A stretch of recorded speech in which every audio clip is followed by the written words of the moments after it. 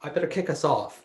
I'm Will Fenton, Director of Research and Public Programs at the Library Company of Philadelphia. I see a lot of familiar faces.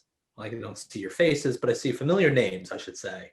And I'm delighted that so many of you have chosen to set aside an hour and a half on your Wednesday evening in a very challenging time in so many regards. And I'm just delighted that you've really helped sustain this seminar. The Library Company, as many of you know, as most of you know, we are a research library, an independent research library that was originally founded by Benjamin Franklin. And as far as I'm concerned, our seminar series is our crown jewel when it comes to public programs, because it's really an opportunity for us to do what we do best, which is to bring together the scholars that have really done extraordinary work with our collections, and to share that expertise in an accessible but also deep way. And I was telling Jane before we kicked off, like, I really do feel that this seminar in particular crystallizes my aspirations for our seminar series, and I see it as a model going forward. And a lot of that owes to your very generous participation as attendees. And I want to encourage you on this third and final session of John Dickinson in the Making of the U.S. Constitution to participate again. So while your camera's not on, your mics aren't on, so you don't have to worry about being surveilled in any kind of way. You can still participate through the chat feature, but ideally the Q&A feed. So as soon as you have a question, put it in there. And also, even if you don't have a question yourself, I encourage you to take a look at it, because you'll see other questions and you might say, oh, that one sounds really brilliant. I'd like to hear an answer on that. And you can upvote it. You can pump it up the list. And that will be really helpful, because if previous sessions are any indication, we're going to have a lot of questions, and I'm going to do a really lousy job navigating all of them in the short time we have at the end of this. So if you upvote the questions that you think are really important, they'll sort of float to the top, and then I'll have no choice but to see them and ask them to our wonderful seminar leader and our special guest. So with that, I'm going to stop boring you, and I'm going to pass it over to our seminar leader, Jane Dickinson. Jane Calvert. Oh, I'm not going to. Sorry, it's just the image above you. Looming above you, Jane. Thank you. Okay, so, all right, well, thank you, Will, so much. I mean, this has been just a really remarkable opportunity for me and by extension, the John Dickinson Writings Project to showcase Dickinson and his contributions. And I really appreciate the opportunity to do this and to engage with the participants of the seminar. So I'm going to do a little bit of what we've done in the past and give a little bit of an introduction and some remarks, and then have a conversation with our guest, and then open it up to audience participation. All right, so to start off, I think I'll just give a little bit of background again, as I did in the first session, about John Dickinson and his contributions in general, and then we'll focus in on the particular topic for this evening. I should say that this is, of course, as Will mentioned, the third part of a three-part seminar on John Dickinson, the making of the U.S. Constitution. The first session, we talked about the Articles of Confederation, and which Dickinson wrote the first draft, and we had Liz Calvert as our guest. The second session was the Federal Convention, and we had Jack Rakove as our guest. And this session, we are talking about the ratification of the Constitution, and we have John Kaminsky as our guest. And John Kaminsky is the co-editor of the documentary history of the ratification of the Constitution. So there are a few people in the country who know more about the ratification of the Constitution than John Kaminsky. And we are discussing this because we are covering John Dickinson's Fabius letters, which were written to encourage the ratification of the Constitution. So let me just give, again, a sort of a little bit of a refresher and overview of Dickinson's career and the specific context of his writing of the Fabius Letters. So Dickinson was born on November 13th. So I hope you celebrated his birthday a few days ago, November 13th, 1732. And he went to law school in England in 1787, 86, 87. And he stayed there for a few years and studied the law, and then came back to America and started practicing law, and was elected to the Delaware Legislative Assembly, and then the Pennsylvania Legislative Assembly. And he made his first entree into the national scene with the Stamp Act crisis, where he started publishing pamphlets and broadsides about how to resist the Stamp Act. And then he was the de facto leader of the Stamp Act Congress. And from there, he went forward and was then became more or less the leader of the resistance to Britain with his publication of the Farmer's Letters, the Letters from a Farmer in Pennsylvania, in 1767, 68. And after that, he was really America's first political celebrity, and was known around the Atlantic world as the leader of the resistance to Britain. And that remained the case more or less up until the Declaration of Independence in 1776. And then he continued as a contributor to the American cause as a member, actually he was a colonel in the Pennsylvania militia, and then a private in the Delaware militia, the only leading founder to take up arms as a private in the American cause. And then he was he was a delegate from Delaware to the Confederation Congress in 1779, president of Delaware in 1781, and then he was the president of Pennsylvania, 1783 to 1785, president of the Annapolis Convention. Then he became the delegate to the Constitutional Convention in 1787. And because he was so convinced that the Constitution was necessary for the formation of a more perfect union, he wrote the Fabius Letters, which we are discussing tonight. I want to just mention that you'll see me kind of looking over to the side here, my notes here on my secondary computer, and it's a little awkward, but this is sort of in lieu of having a face-to-face seminar where we can have the physical documents open in front of us. So I'll be looking here from time to time to check my notes. So Dickinson was a very active figure in the Federal Convention. He proposed several key provisions to the Constitution. Most notably, if we had to categorize them, most notably, he provided the building block for what became known as the Connecticut Compromise, the compromise that for representation, for equal representation in the House and proportional representation in the Senate. That was his proposal. And then he went on to advocate a number of other provisions, specifically the abolition of the slave trade in 1808. And there were a lot of other provisions. Like every other member of the Constitutional Convention, he did not get everything he wanted. And so there were a number of provisions he did not get. For example, the popular election of the president was something he wanted and did not get.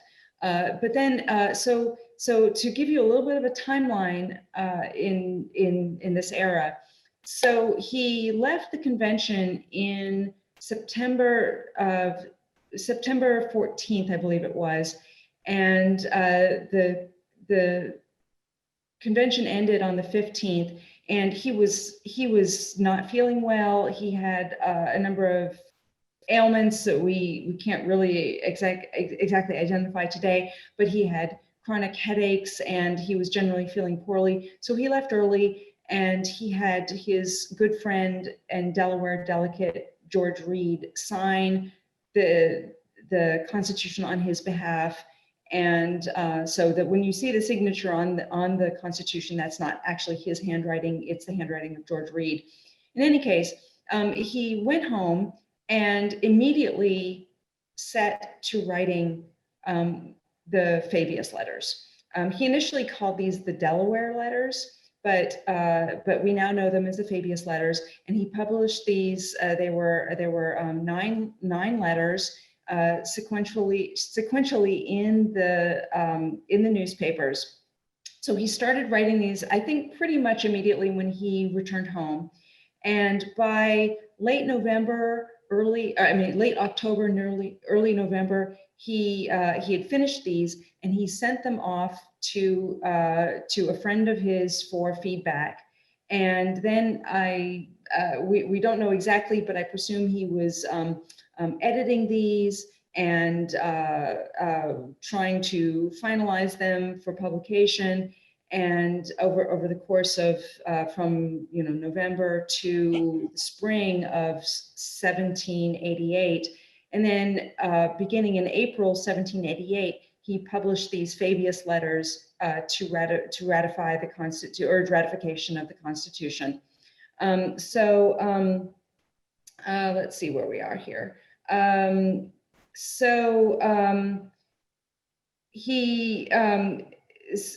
He was such a predominant figure in the Constitutional Convention that Delaware, his home state at the time, he had variously represented Pennsylvania and Delaware, but now he was living in Delaware, and he represented that state. And so Delaware, I don't think it's any coincidence that Delaware was the first state to ratify the Constitution. This is why Delaware is called the first state, because it was the first state to ratify the Constitution. And so the Delaware Ratifying Convention met on December 3rd in 1787, and it didn't take long. By December 7th, they had ratified the Constitution. So then every other state was left to follow Delaware's example. And I'm pretty sure that this is because Dickinson was such a large figure in Delaware that he wasn't at the ratifying convention, but his presence loomed large. So Delaware ratified, and Dickinson continued to work on the Fabius letters and then prepare them for publication in the Philadelphia newspapers in April of 1788. Let's see. Are there any other timeline issues that I've left out here? Right. So the first Fabius letter was published on April 12th, and the last letter was published on May 1st. And there were 9 letters, and they went through the pros of ratifying the Constitution. And I'm going to ask John in a bit to talk about the context of these, as far as what else was going on at the time and the reception. But for the moment, I think it might be useful to talk about some of the major themes that Dickinson wanted to put forward. And then we'll talk with John about the context, and then I'll give a little bit of chronology about what happened after the publication of the letters. I should also say that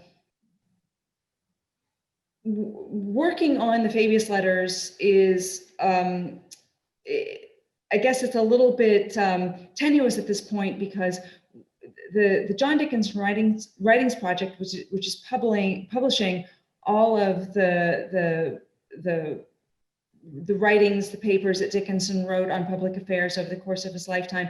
We are only in volume 2, which takes us up to 1763. And so we haven't yet really studied, annotated, and fully processed the letters and papers from later. So I'm kind of flying on the seat of my pants, as it were, a little bit. So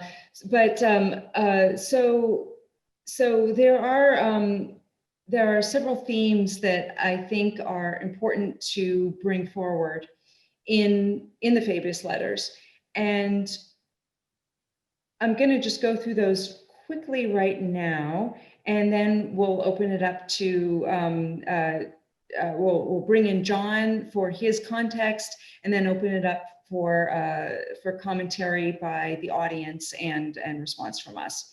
So I think there are several key themes that I think are really important for the Fabius letters. And the first of these is a theme that Dickinson had been promoting for really his entire career, and something he'd been suggesting as a concern of his, importance to him, since he was in law school in London in the 1750s. And that is the voice of the people. Dickinson had always been very concerned with writing to ordinary Americans and drawing them into the conversation about public affairs. And we see this very clearly in the Fabius letters. And so I'm going to also ask Will to pull up some images from the course reader that you all had access to. So the voice of the people. Dickinson was very concerned with civic education. This was his concern throughout his whole career. And especially in the Fabius letters, he wrote his first letter, he published the first letter with a call to ordinary people to join in the conversation. So Will has pulled up the first Fabius letter, and what he said here, and I just want to draw your attention to this. And so it's the highlighted portion, a few paragraphs down. And so just let's look at that for a moment. He said, what concerns all should be considered by all, and individuals may injure a whole society by not declaring their sentiments.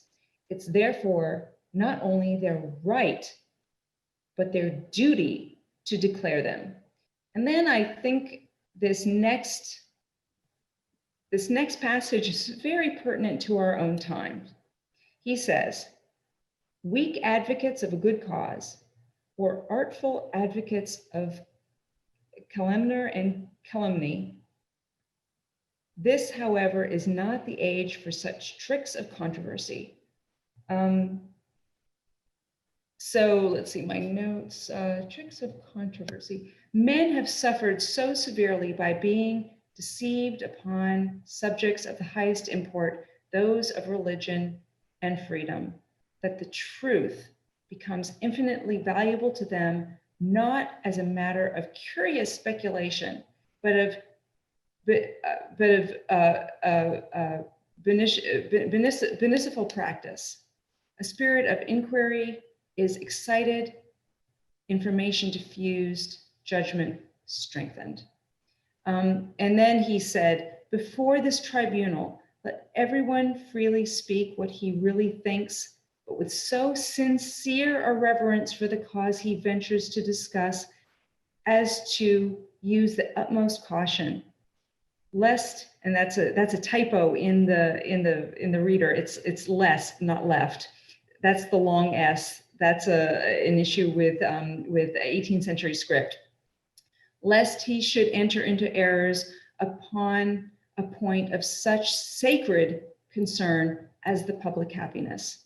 So here he is imploring ordinary people to engage in not just understanding the issues, but voicing their opinions on the issues at hand. This is something Dickinson had been doing since his earliest writings, and we see it very clearly in his letters from a farmer in Pennsylvania. That was 20 years before the Fabius letters. And Will, you can go ahead and pull out of the, pull out, yes, thank you. Just for comparison's sake, 20 years prior, when Dickinson wrote his Letters from a Farmer in Pennsylvania in 1768, he said very similar things. He said, and I'm going to look at my notes here, he said, "Liberty's sacred cause ought to be espoused by every man on every occasion to the utmost of his power. As a charitable but poor person does not withhold his mite because he cannot relieve all the distresses of the miserable, so let not any honest man suppress his sentiments concerning freedom, however small their influence is likely to be. Perhaps he may touch some wheel that may have an effect greater than he expects." So he was wanting everybody, whether or not they had the vote, and of course there were property requirements for voting, whether or not they had the vote, he wanted ordinary people to voice their opinions on public affairs. So he was, in the Fabius letters, he was imploring ordinary people to understand and enjoy and join in the debate. If we look, and then I'll read another quote from the farmers' letters, and then I'll ask Will to take us back to the Fabius letters.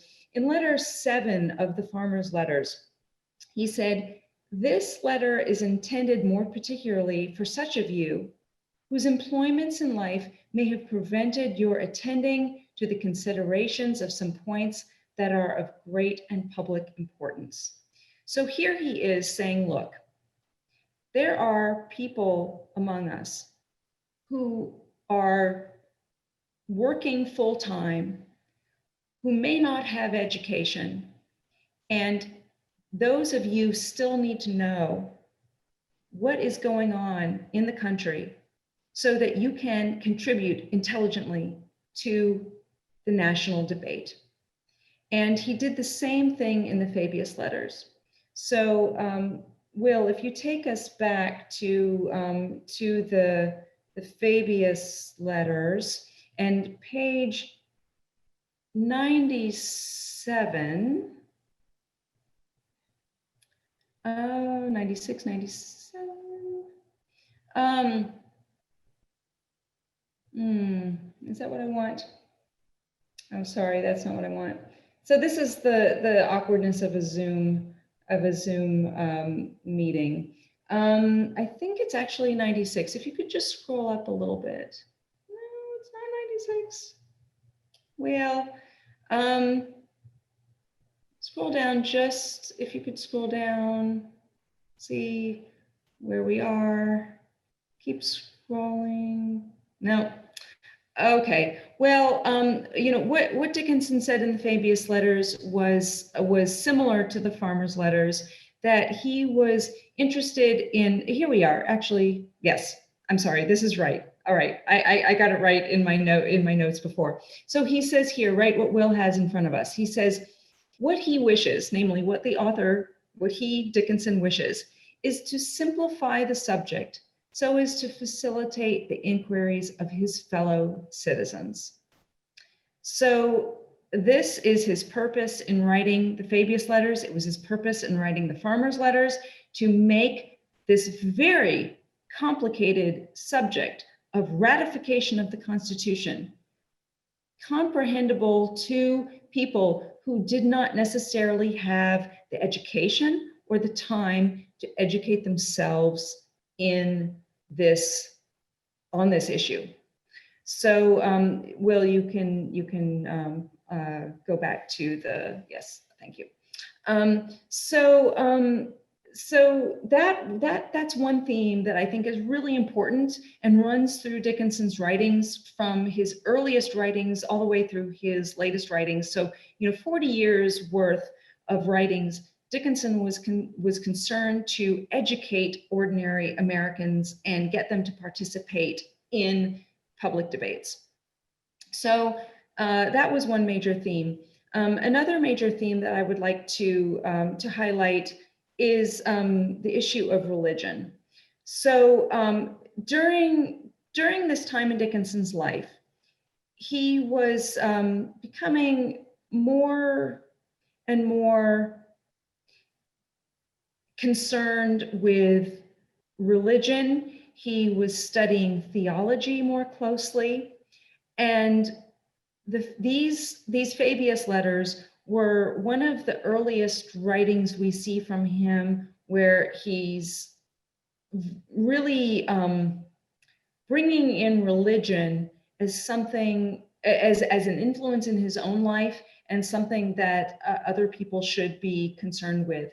So Dickinson was raised a Quaker. He was not a Quaker in the sense that he was not a member of the meeting. He attended Quaker meeting throughout his life, but he became much more convinced of the importance of religion in his later years. And we see this when he was president of Delaware, president of Pennsylvania, but then especially in the Fabius letters. And then, so the Fabius letters, of course, were published in 1788, but then in the 1790s, he really turns his attention very concertedly to religious issues. And the Fabius letters in 1788 are really a foreshadowing of that. So it would help to know that in the 1790s, he started really studying theology very closely and publishing on religion and education and science, these three areas combined. And he became very concerned with the education of young people. So he was founding schools for the education specifically of poor children and African-American children.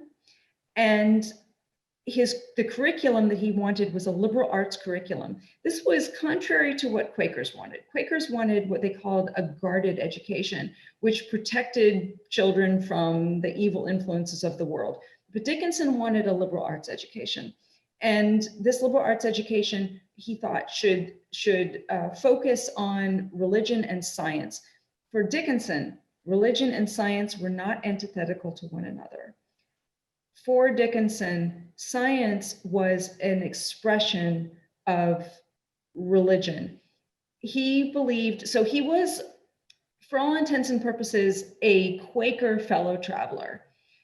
He was not a Quaker, and as he got older, I think it's probably safe to characterize his religion as what Catherine Albanese called nature religion. So he was a Quaker, but he also believed in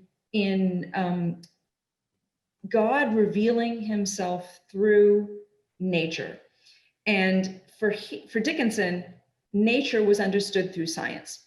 So unlike, say, modern day evangelicals, Dickinson was not only not hostile to science, he believed that it was a way to understand God.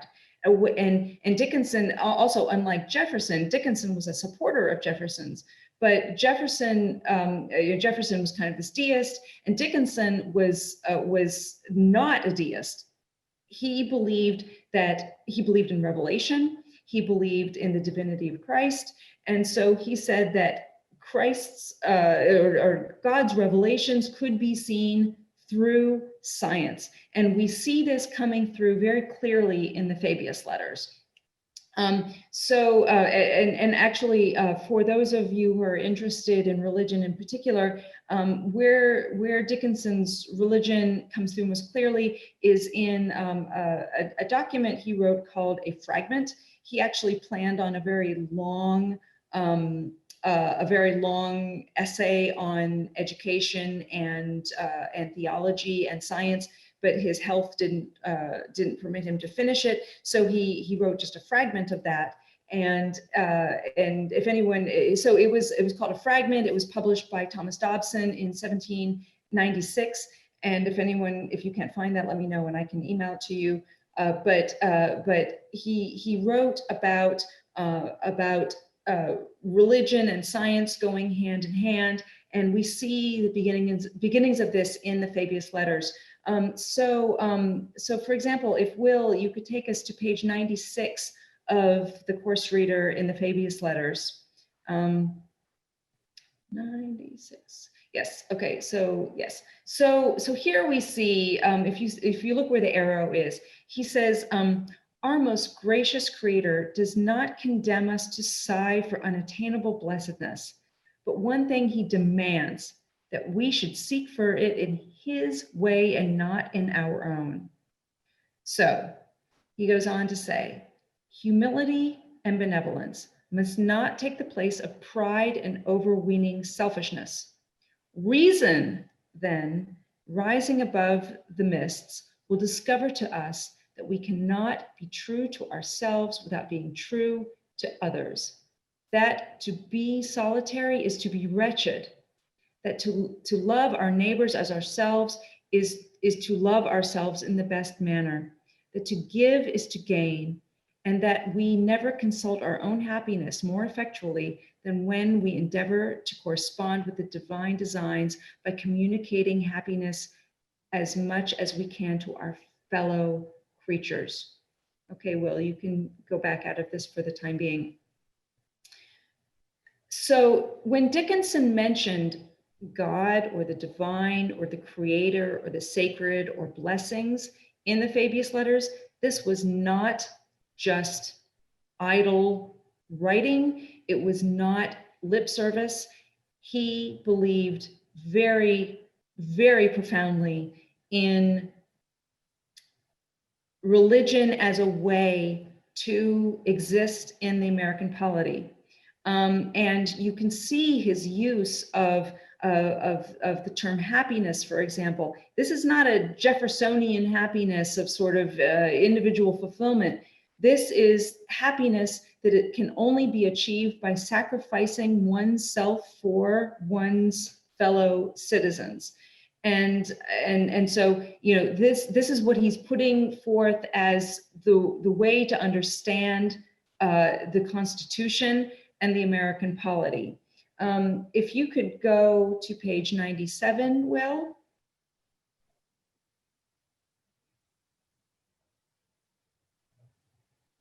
So he says, Dickinson says, every individual must contribute to the common stock of rights in forming a society for obtaining equal freedom.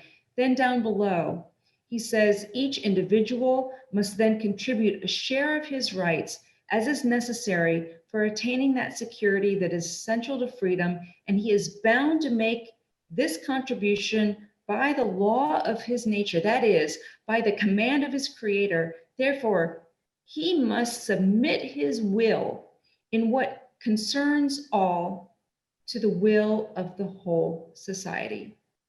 Okay, you can back out of that, Will. So this is, I believe, a very profound difference from, say, the Madisonian or Tocquevillian idea of self-interest properly understood. Certainly Dickinson is concerned with self-interest. He even talked about self-love, but he believed that the individual needed to subject himself to the will of society. And, you know, I mean, we're in a national situation right now where this is particularly profound, that individuals are being asked to sacrifice their individual liberty to the welfare of the common good by something, things as simple as wearing a mask or social distancing.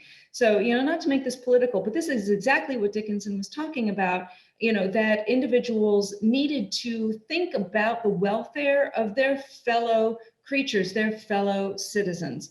There's a lot more we could say about this, but these passages are there in the Fabius Letters and signify to us that what Dickinson was putting forward was decidedly different from the sort of either secular arguments for ratification, and was also not exactly the same as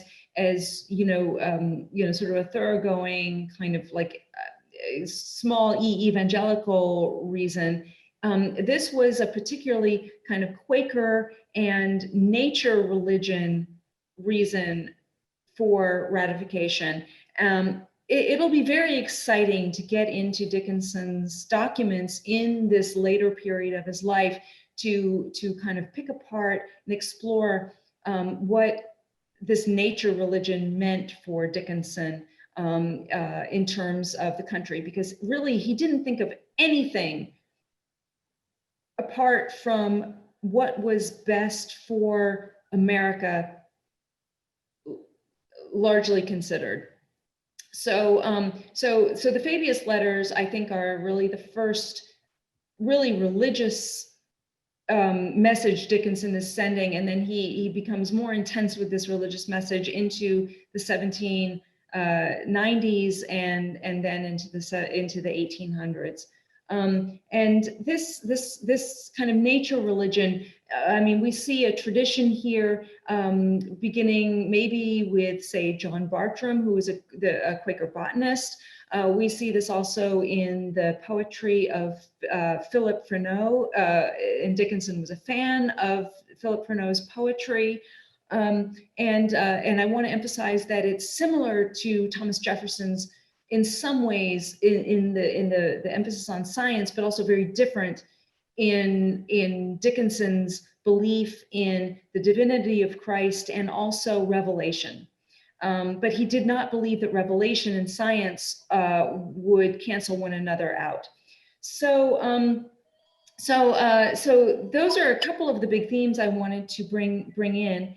And now I guess I'd like to bring in our expert on ratification and talk a little bit about so the process of ratification and when Dickinson published these Fabius Letters, how they were received, what they might have contributed to the endeavor of ratification.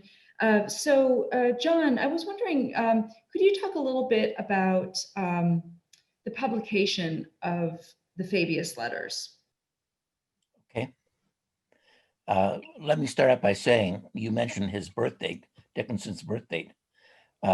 Dates often don't mean very much to people when they just mention it like that, but that places him to be the same age as George Washington. Yes.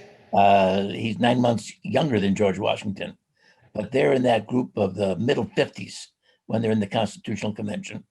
They're not the old guard. That's Franklin at 81, and George Mason and Roger Sherman are older. They're in their 60s. William Samuel Johnson from Connecticut, but they're not the youngsters. They're looked up to as being very experienced men. And it is interesting that Washington and Dickinson are the same age. The Constitutional Convention adjourns on the 17th of September. That's a Monday. They finished their work on the 15th, a Saturday. They did not work on Sunday. And they signed on the 17th. Dickinson not being there, as Jane said, he left several days earlier, left some money for a celebration that the delegates had on Saturday, the 16th, and then went home because he was ill. The convention was warned ahead of time by Gouverneur Morris representing Pennsylvania, be careful. The opposition to the Constitution will grow in strength. So let's get this through as quickly as possible. Let's get ratification done quickly. And let's sort of give the impression of a bandwagon here. Let's not give the Anti-Federalists an opportunity. And so that's what happens right away. Very quickly, some of the states come together, and you have 5 states that ratify quickly. Delaware sneaks in, sort of. Pennsylvania met first. Pennsylvania was meeting in their convention. They came together a couple weeks before Delaware. But the Federalists there, they allowed the Anti-Federalists, the opponents, to speak a long time. So they debated for 3 weeks, allowing Delaware to be the first state to ratify, not the first state to consider the Constitution. But then after Delaware, Pennsylvania, New Jersey, Georgia, and Connecticut ratifying. So you have 5 states ratifying with very little opposition to speak of. 3 were unanimous in their voting in favor of the Constitution, and the other 2 were quite lopsided in favor of the Constitution.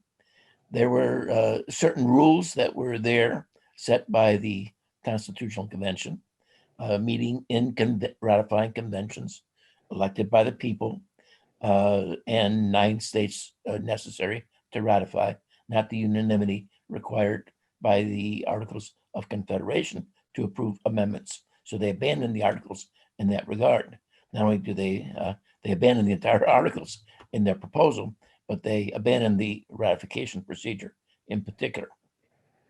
And so, but there's a couple unwritten rules that the Anti-Federalists comply with. One is that the convention ratify the entire Constitution, not just parts of it, but the entire Constitution. Take it or leave it. And second of all, they said no amendments. That should be done under Article 5 of the Constitution. Well, that's pretty much the case for the first 5 conventions that meet. But then when Massachusetts meets, the Federalists realize that they're not going to win unless they compromise of sorts. And so what they do for the very first time is they propose recommendatory amendments, 9 recommended amendments that will be submitted to the first federal Congress under the Constitution to be adopted under Article 5's procedure. And so with that, Massachusetts ratifies with a 19-vote majority. Very close when you have almost 400 delegates in that convention. So now the issue is going to come in the other states. Will they ratify unconditionally? Will they ratify with previous amendments? That is, you have to change the Constitution before we ratify. Or will they now take this sort of middle road that Massachusetts has set, that is ratifying unconditionally, but with recommendatory amendments? That becomes one of the key issues in the ratification debate. And so with the 6 states ratification, Massachusetts, you're getting close. The biggest New England state now has met. The biggest middle state, last session, you and Jack talked about large states versus small states. There are only 3 large states at this time. Virginia is the largest. Massachusetts and Pennsylvania come next. After that comes North Carolina. And after that comes New York. Well, New York and North Carolina are middle states. They're not small states. They're middle in size and middle in population. New York is going to be big a little bit later, but not at this time. And so you've got a large New England state that's ratified and a large middle state that's ratified. All eyes are naturally on Virginia. It's the biggest state in the Union, and obviously the biggest of the southern states. And so what's going to happen? Will they be able to get the 9 necessary states that will put the Constitution into effect among the ratifying states? That is, the other states that don't ratify, there could be 4 that don't ratify, they'll be out of the Union. there'll be a separate country or countries. And so that's what's facing them at that time. And so and they know that Rhode Island will not ratify. It didn't send delegates to the Constitutional Convention. Very good chance New York will not ratify. So you got 2 states that won't ratify. And so, and Virginia is very close. They all know Virginia is close. Virginia is the one state where you have aristocrats both opposing the Constitution and favoring the Constitution. In most states, the upper class favor the Constitution. But in Virginia, that upper class is divided. And so no one's quite sure what Virginia will do. The wild card there might well be the Kentucky delegates. They're not sure. And if Virginia doesn't ratify, then North Carolina will probably not ratify. That's 4. And so the danger is one of the other states might not ratify and the Constitution will die. They've seen this before with amendments to the Articles of Confederation. They get close, but they don't ratify. And so they're quite concerned. So when New Hampshire meets on the 13th of February, 1788, only a week after Massachusetts has ratified, everyone expects New Hampshire will follow their big sister and ratify. And lo and behold, they don't. On this 22nd of February, about a little more than a week after they met, they adjourn without ratifying because they fear if a vote is taken, the Constitution will be defeated because there's a majority in the New Hampshire Convention that either really oppose the Constitution or have been instructed by their towns to oppose. And so the idea that Federalists, who are great politicians in this whole story, the New Hampshire Federalists, led by John Sullivan and John Langdon, they move for adjournment. So New Hampshire adjourns to meet mid-June of 88. And hopefully during that time, they can change some of the town instructions. And so this is a shocker that New Hampshire is not ratified. Will they defeat the Constitution come June? And will that be the death knell of the Constitution? People are worried about that at that time. Furthermore, to add fuel to the anti-Federalists here, it has been reported that North Carolina has ratified. That is denied then, and it was fake news. North Carolina had not ratified. Their convention doesn't meet until July.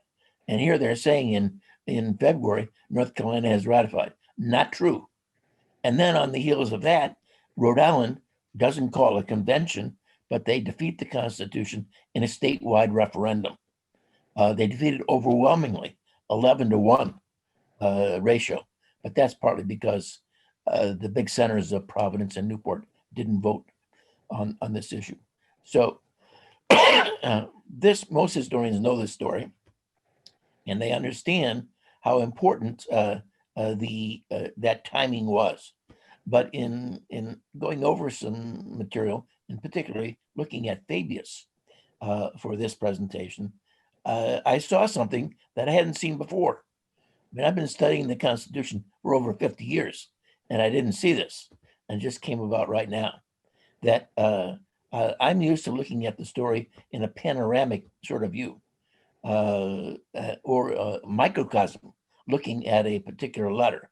But here I zeroed in on a snapshot of post-New Hampshire, that is post-22 February 1788, and then going all the way up to Dickinson's first Fabius letter.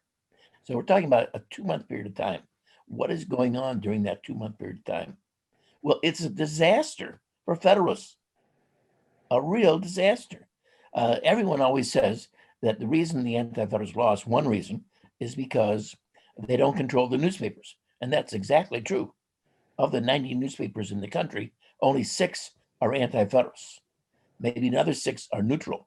All the others are strongly Federalist. And so the Federalists have a real advantage in newspaper coverage.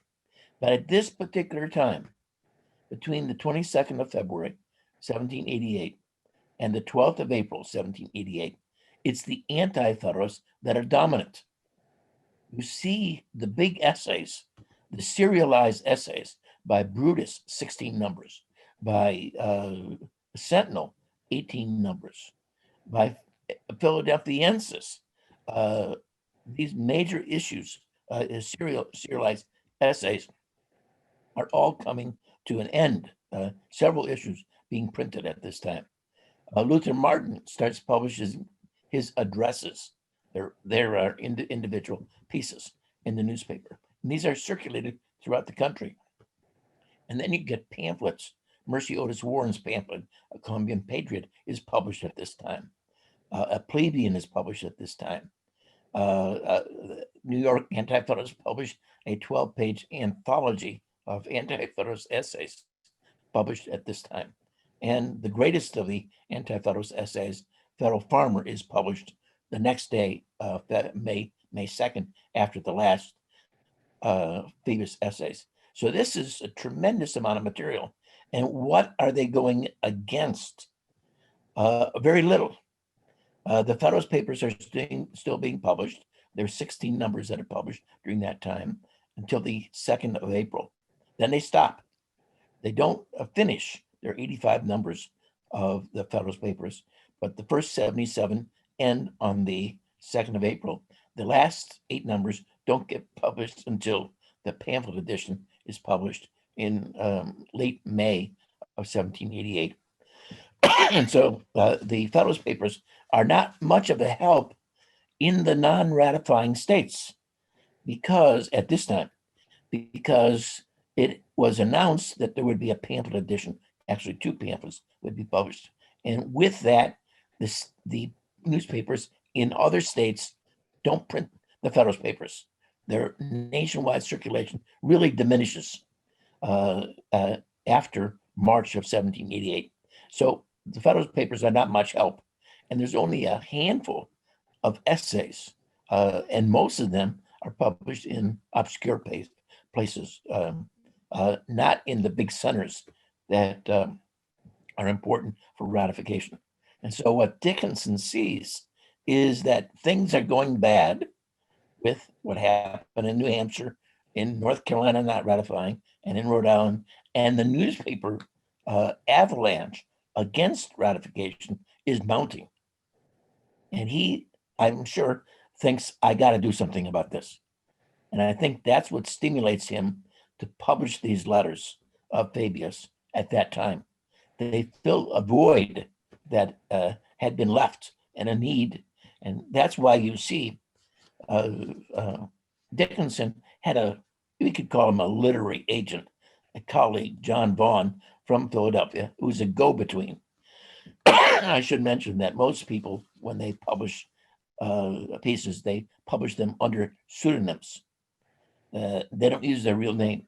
And so the argument for that was primarily let the arguments, let the issues do the debating, not the personalities of folks. Let's keep that out.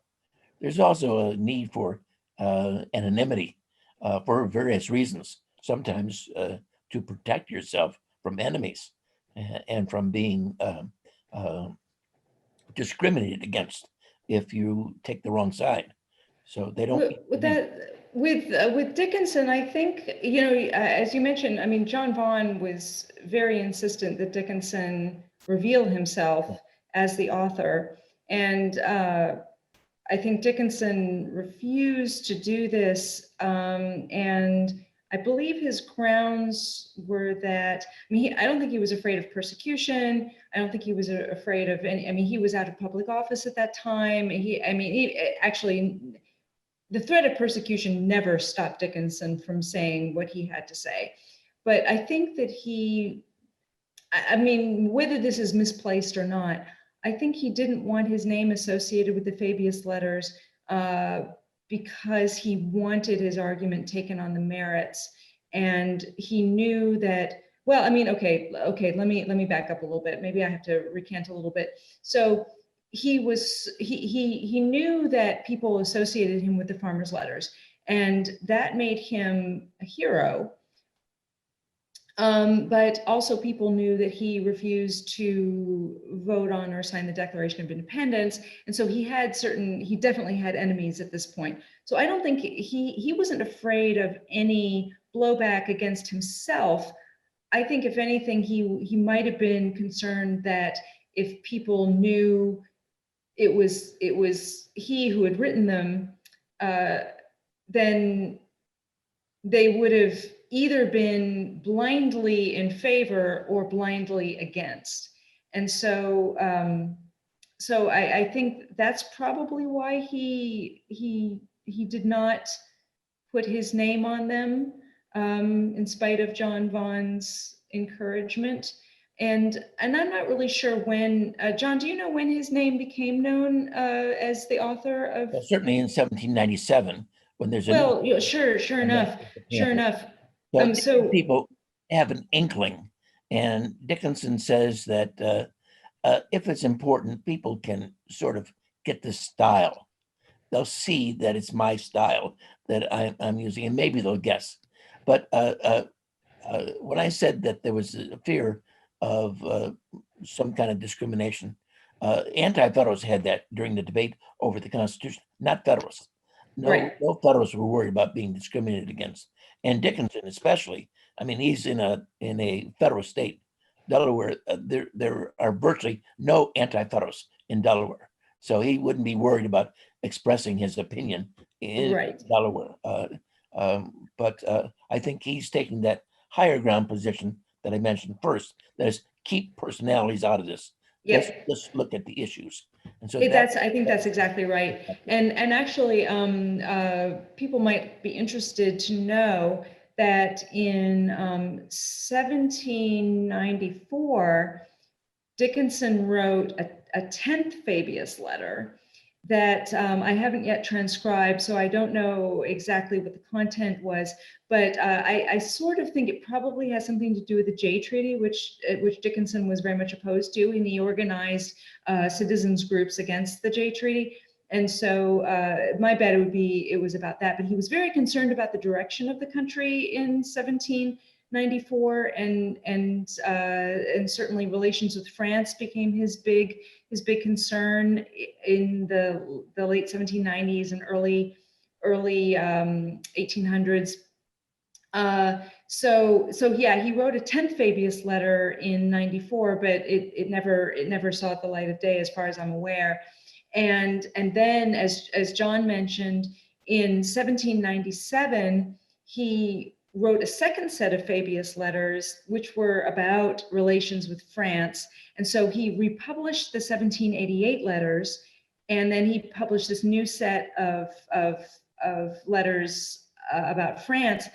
And what's so interesting about this republication of the 1788 letters is that in the meantime, Thomas Paine had published Rights of Man in 1781, and Dickinson read the Rights of Man and saw that Paine had more or less really not necessarily lifted passages from the Fabius letters, but really the similarity between some of the passages in the Rights of Man and the passages in the Fabius letters were too great for coincidence. So with this republication of the 1788 Fabius letters, Dickinson quoted long passages from Paine's Rights of Man in order to show that Paine had, probably used the Fabius letters for the Rights of Man, which is kind of interesting because, the Rights of Man is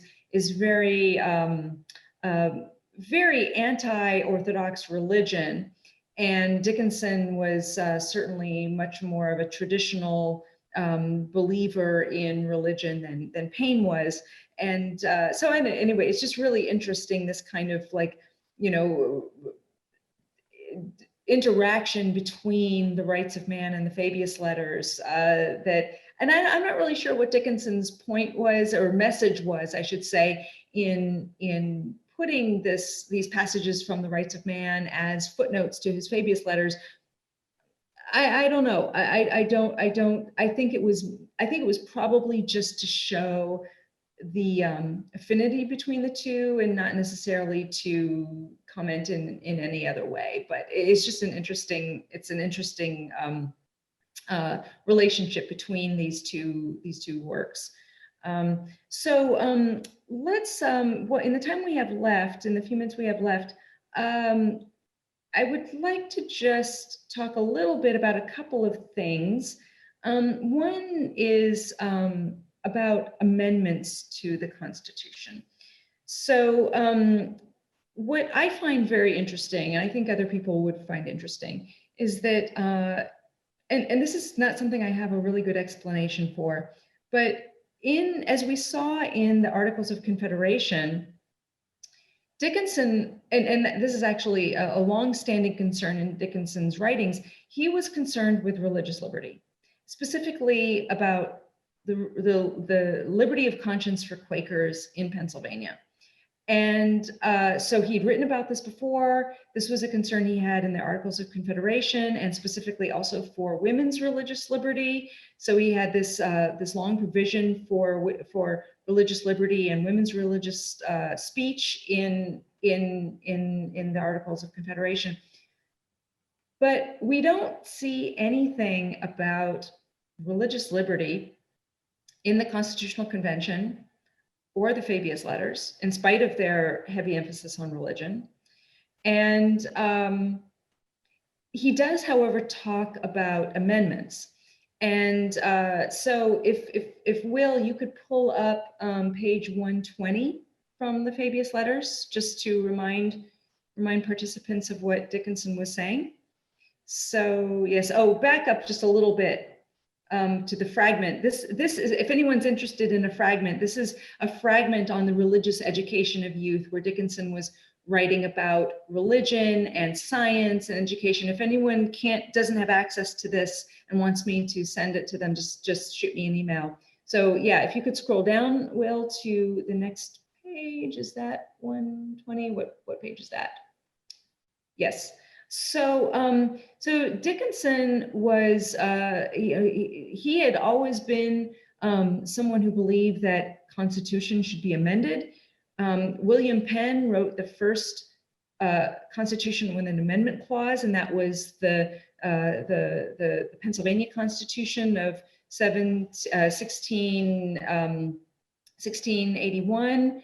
And and then Dickinson had advocated civil disobedience as a way to change constitutions. But here he is advocating the amendment process of the Constitution. And he says, thus by a gradual progress, as has been done in England, we may from time to time introduce every improvement in our Constitution that shall be suitable to our situation.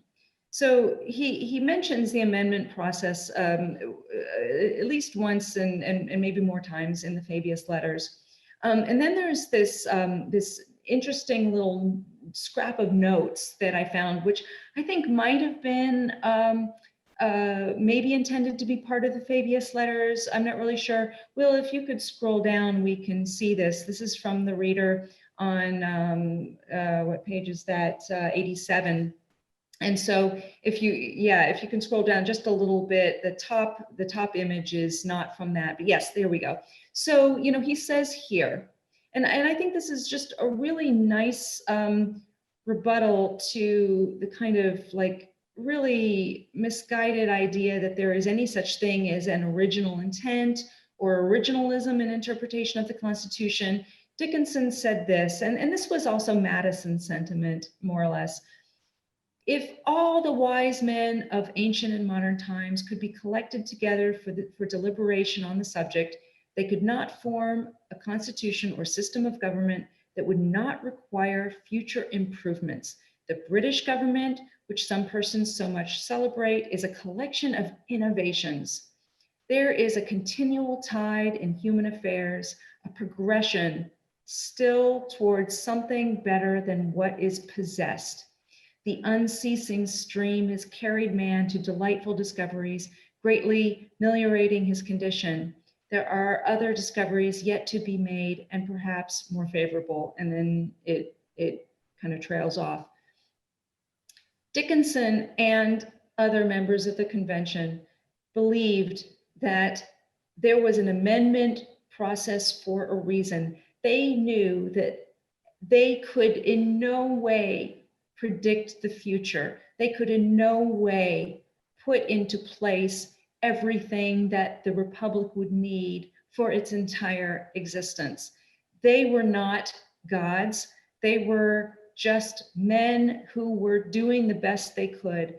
And so they had faith that posterity would be there to understand when changes needed to be made, because things like science, not just this hard science, but the science of politics would teach them, that would give them new revelations.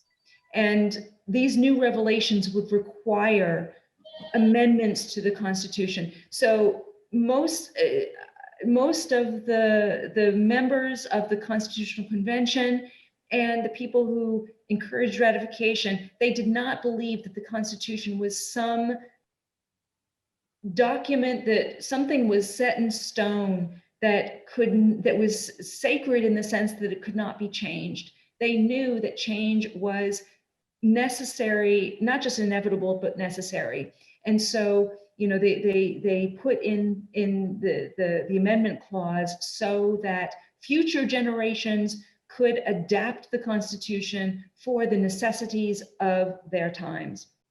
So I just thought this thing was very important to, you know, to bring to the fore as something that, you know, Dickinson, as someone who was a key player in the creation of the Constitution, both in its writing and its ratification, he believed that it was something that would admit of progressive revelation for new innovations that would come with greater knowledge. John, I know you have some interesting ideas about the Bill of Rights. Do you want to talk a little bit about Dickinson? Why, you know, this was a mystery to me. Why didn't Dickinson want a Bill of Rights? Why didn't he advocate that? Okay, first of all, what you have to understand is that Dickinson is not writing the letters of Fabius. Does that shock you? Say what? Say what? Dickinson is not writing the letters of Fabius. Who's writing the letters of Fabius? Fabius is writing those letters. And so whatever Dickinson says in his early life, whatever he says later in his life, can be totally contradicted by what Fabius says, because Fabius is in a political battle. And so Dickinson is not going to write in Fabius something that opposes the Constitution, even though maybe he doesn't agree with it, what's in the Constitution. Right. So you have to always understand that. That's true of the Federalist Papers. Hey, question. Hamilton. Question, sorry to interject. Why Fabius? Well, Fabius is a great Roman general. And this could be homage to Washington too, because he's known as the American Fabius, the leader who helps win the cause for the Romans. So they draw upon Greek and Roman names often in their pseudonym activities. Sometimes they're more common folks like a countryman or a farmer, but often you'll see these Roman names. Publius is the Federalist author, the Federalist Papers done by Publius. And Fabius was known for caution, was he not? Yes, oh, definitely. In fact, you can fight a Fabian war, which Washington was known for. That is, you lose a battle, but you don't lose the war. Washington said at the very beginning of the revolution, I won't fight if I'm fearful I'm going to lose, because that's not what we're fighting for, to win battles. We're fighting to win the entire war. I'll interject just quickly. So my guess is that Dickinson was probably not referring to Washington in this. Dickinson was actually not a huge fan of Washington's, and did not think a whole lot of him as president or general. And so I think I could be wrong. Research will show when we get there. But I want to say that Dickinson was a moderate, and he was himself known for caution. And so I want to say that probably his choice of Fabius was probably not because of Washington, and maybe even in spite of Washington. But we'll see when the research is done. You see the great change. I mean, the 1767 letters are letters of a Pennsylvania farmer, very homegrown, not highfalutin, ancient reference. It is a total change in the type of pseudonym that he used, 20 years apart.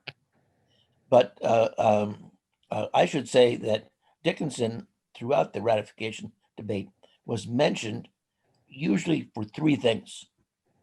One, that he was the author of the Articles of Confederation. Two, that's the first draft. People knew that. They knew that. Okay, good. Yeah. People knew that he was a Pennsylvania farmer. Yes. And that is mentioned a lot. Yep. That means he is the great advocate of liberty in the eyes of Americans.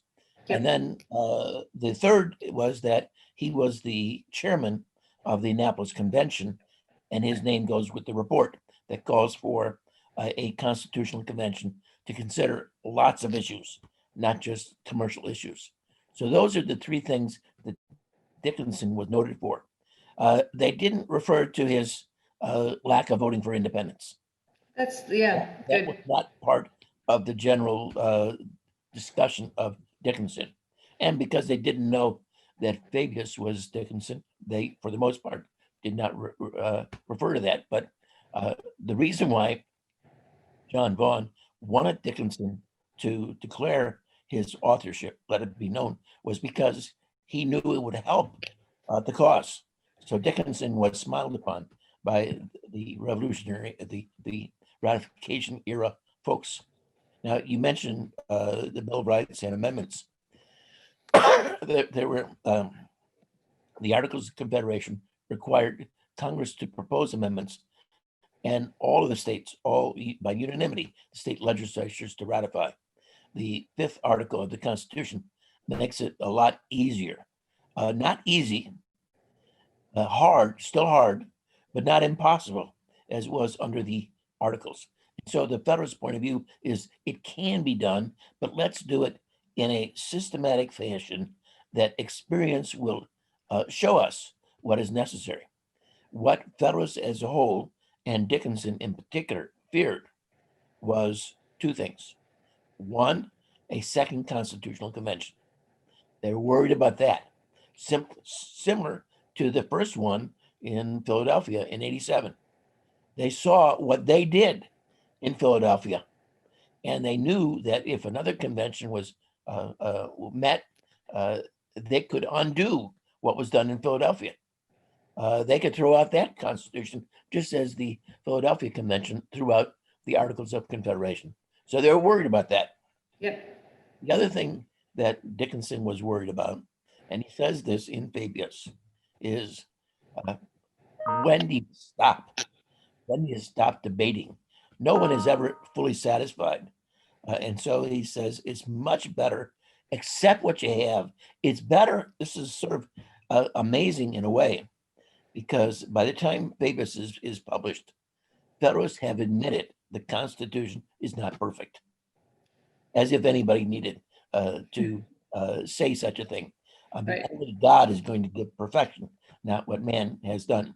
And so they all know that. But Federalists admit publicly that the Constitution is not perfect. The anti-Federalist response is, well, let's correct it then. Why would you sign a contract that you know is flawed and then hope to change it afterwards? So let's change the Constitution before we adopt it. And so that's the anti-Federalist argument. Dickinson is opposed to that because that will never end. Right. No one Exactly. will ever be, the country will not be totally satisfied. And so he wants them to accept a flawed constitution, and then we'll go about changing it later on. Exactly. We'll have the So and do a better job. great. Yeah, absolutely. That's exactly right. So I think we're probably ready for some questions, right, Will? Absolutely, yeah. And I could listen to the two of you smarties talk about this all night, but I have to play the part of a villain and get us to these wonderful questions that have been streaming in. And the first one is from Lyle Minter. And actually, I think it aligns very nicely with the conversation you had about sort of the publication history of Fabius, because we know now more about why he used the Fabius pseudonym. And we also know Dickinson's motivations for publishing the Fabius. Lyle's question is, how broadly were Dickinson's Fabius letters republished? Were they published in any other states as they prepared to ratify? John, that's you. Sure. They were not widely circulated. They had a degree of circulation.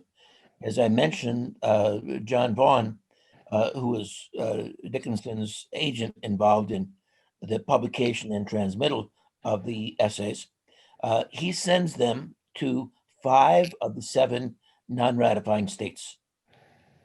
And so they're getting them. They're published, they're reprinted. This is a common thing. There are 90 newspapers in the country, and newspapers don't have a UPI or any kind of a news service. They exchange the newspapers with each other, and then they cut and paste. They cut material out of one paper from New York, let's say, and print it in their Philadelphia newspaper, usually under the date line of the newspaper that was cut up. And so you know where material is coming from. And so Dickinson, Vaughan sends the Fabius essays to 5 different states, New Hampshire, and these are the states that have not yet ratified. That is, he's not so concerned about the 6 states that have already ratified. They're water under the bridge. We've got to get the states that have not yet ratified. And so there are 3 newspapers that publish all of the essays. And then there are 2 newspapers that publish 5, and 3 newspapers that publish 1 of the essays. All the essays are also published in the Philadelphia American Museum, which is a monthly magazine. So you see that it's not a huge circulation, but there's a limited amount. Some of the most widely circulated items are published 20 or 30 times if they're Federalist pieces. Obviously, the anti-Federalist pieces don't have the forum. They don't have so many anti-Federalist newspapers to publish their material in. So it is a limited circulation. Well, that was not as complete an answer as we could hope for. Please.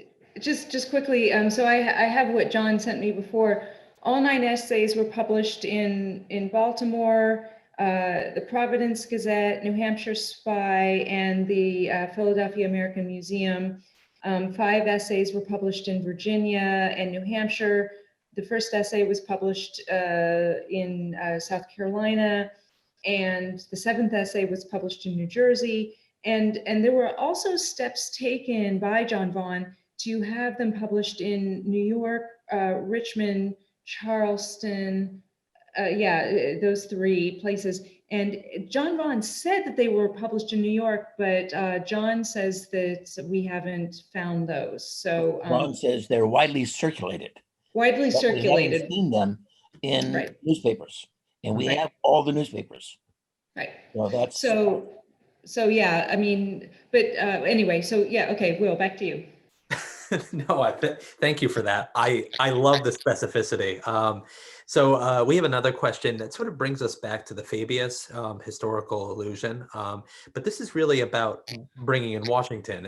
Jean Prochnow asks, is there a relationship between Washington's Fabian military strategy, which is to retreat in the face of a superior army, and Dickinson's use of the Fabius pseudonym? So, I mean, I think we sort of addressed this before. I mean, Dickinson was always cautious. He was, he wouldn't sign or vote on or sign the Declaration of Independence because he thought independence was probably a dangerous and bad idea. So, I mean, it's hard to say. I think that, certainly there is Washington as the American Fabius, but Dickinson was sort of playing that role before Washington, and Dickinson was not a huge fan of Washington. So, I don't know. I mean, I think it's anybody's guess. Certainly it's the same sentiment. I would say that I don't think there's too many people at that time who associate the use of the term Fabius with retreat when expedient. I don't think that's what they're thinking of. They just think of this is a great Roman general, just like any number of other great Romans, Cato and Caesar. So I don't think they're picturing it in the context of let's be super cautious here, because actually Fabius is not cautious.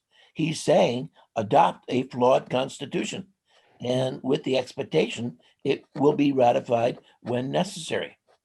There's nothing cautious about that. Good point. Excellent point. All right. Sue Hemberger is a very good reader and brought us back to the readings that you recommended for us. In Fabius 7, which is page 115 in the packet, Dickinson opines that the, quote, thirst for empire, which is fatal to republican forms of government, has not yet been an attribute of American society or political culture.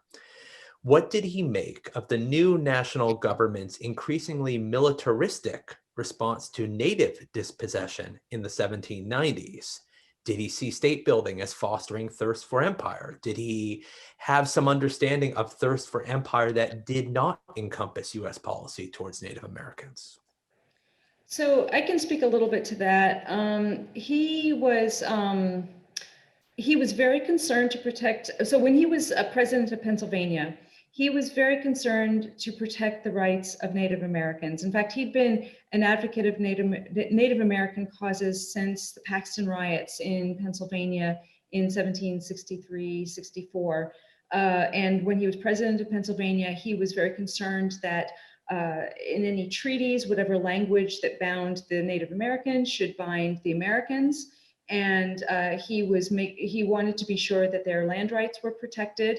He was really sort of enamored of Native Americans in general. In fact, he started notes for an Indian romance that he planned on writing, which is very interesting.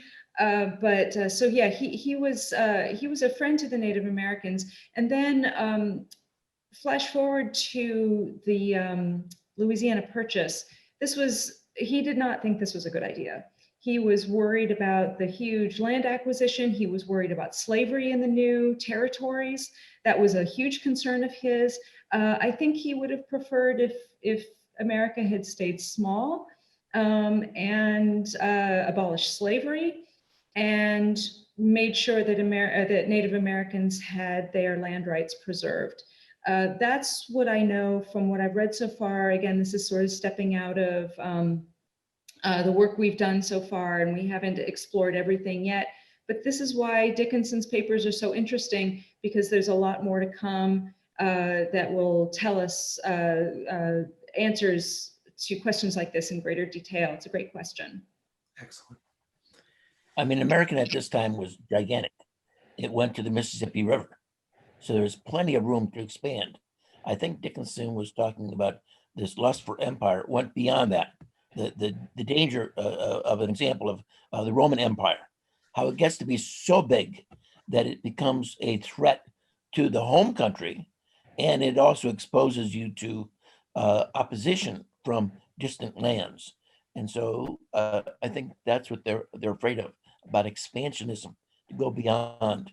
I mean, there's some talk about let's capture Cuba, and that's always a concern. Monroe later on says he pictures Cuba and the Capes of Florida as being the mouth of the Mississippi River. And so how far do you go? I think that's what they're worried about. They weren't so worried about about the rights of Indians that were there. For those who are concerned about it, there is concern, and there's sort of lip service that's given to that in the Northwest Ordinance, let's say. But for the most part, the Americans take the point of view, this is a great country, great land that God has given to Americans.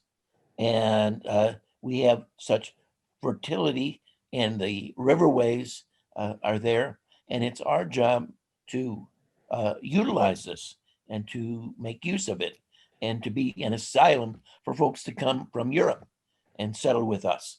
And so we have enough on our hands with the land that we have right now. We don't have to go on exploratory, expansionary activities. That's great. All right, so we're nearing the end here, but I want to get in one more question, which has been shared by at least 4 other folks that are in attendance here, and it's from Matthew Catron, and it brings us back to the Fabius letters again. Matthew writes, in Fabius number 2, Dickinson emphasizes that government is founded on the power of the people. Did Dickinson have a more inclusive definition of the people than his contemporaries? And if so, how might that affect modern interpretations of the Constitution? Yeah, hi Matt. So I mean, that's a tricky question because Dickinson, he did, you know, we see kind of contradictory things. On the one hand, you know, he wanted slaves freed. He wanted obviously the slave trade stopped. He also wanted rights for women. He wanted poor people and working people, their voices to be heard. On the other hand, he was in favor of property requirements in, you know, for voting. But he admitted that so many people had property that was more or less meaningless. I think what Dickinson wanted ideally was for everybody to be educated well enough to participate. So this is why he was founding schools for poor people. Now, whether everybody includes African Americans and women, he's silent on these issues. I think that, you know, one could easily argue that he did not think that this should be the case, but we don't have any evidence to the contrary. So I think at this point, it's probably enough to say that he wanted to expand people's voices. He wanted to bring in the voices of ordinary people, and to do that, he wanted everybody to be educated. And I think that he believed that would lead to an expansion of the franchise. He also wanted the president to be popularly elected. And he had ultimate, you know, it wasn't just in letter 2, but throughout the Fabius letters, he mentions again and again the power of people.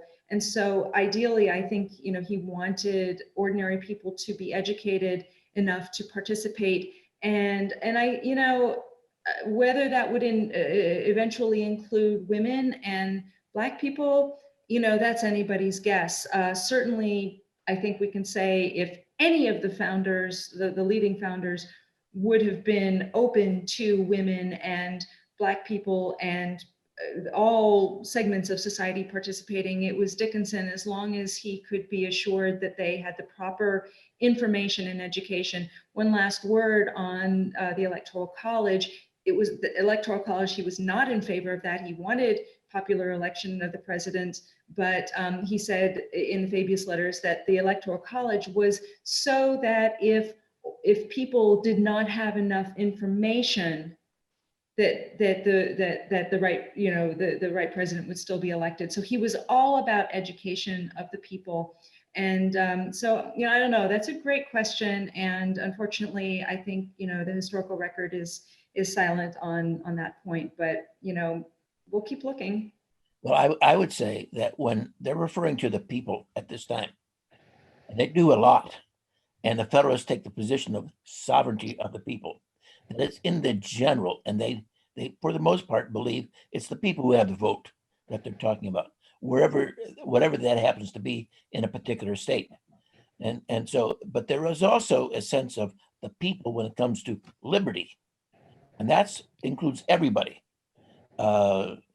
Even as far as it goes to Black slaves, there's Yep. certain rights that they have, not Yep. very many, and not that they're upheld, but there are certain limits that a white person could do, slave owner could do. So when they talk about the people, it's often in a broader sense when it talks about certain freedoms, much more limited when it talks about actual participation in government. But Dickinson doesn't leave with the people. He also says in the same passage that it's the strong confederation of the states that will be important in maintaining liberty and providing a proper government, not just the people. A little later on, Fabius talks about the passions of the people and the licentiousness of the people. And so this would be the non-voting folks, let's say.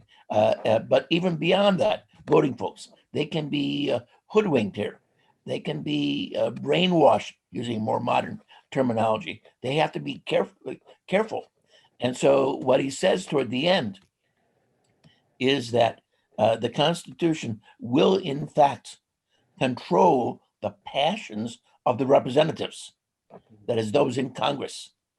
Whether the Constitution will be strong enough to control the passions of the people, time alone will tell. And so he's not quite sure about the people. It sort of goes a couple different ways. Yep. But it's interesting also the connection between the people and the previous question.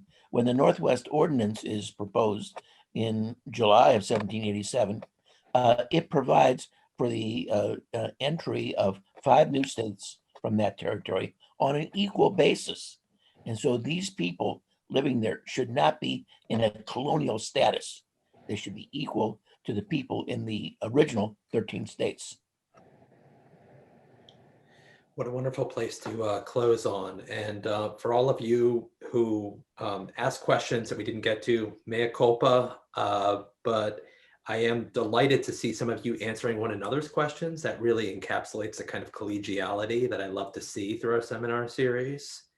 And certainly we cannot offer Jane and John the thunderous applause they so thoroughly deserve, just because of the structure of this particular Zoom. But we can, of course, circulate the link to the recording, which will be available within the next week with all of our friends and colleagues and so forth. And I certainly encourage you also to submit your feedback, particularly if it's positive, singing Jane's praise, because I know I, for one, have just been really delighted with this seminar. I've learned a lot, and I hope all of you have too. So please join me in all of your little Zoom silos in thanking Jane Calvert and her special guest, John Kaminsky, for a wonderful closing session of this seminar. Thank you. Thank you.